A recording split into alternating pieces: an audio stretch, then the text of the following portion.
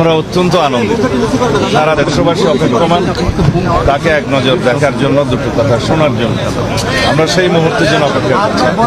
বাংলাদেশের ইতিহাসে, বিগত 55 বছরের ইতিহাসে যেই অবিস্মরণীয় ঘটনা আজকে ঘটতে যাচ্ছে, সারা দেশবাসী সেটা দেখবেন, আমরা দেখব, সারা বিশ্ববাসী দেখবেন। ইনশাআল্লাহ আমরা আশা করি এই মুহূর্তটিকে আমরা ঐতিহাসিক মুহূর্ত হিসেবে পালন করতে পারব। আমরা দীর্ঘ 16-17 বছর অবিরাম সংগ্রাম করেছি, আন্দোলন করেছি গণতন্ত্রের জন্য, ভোটাধিকার ফিরে পাওয়ার জন্য। সেই গণতান্ত্রিক আন্দোলনের সমাপ্তি হয়েছে ছাত্র গণ অভ্যুত্থানের মধ্য দিয়ে।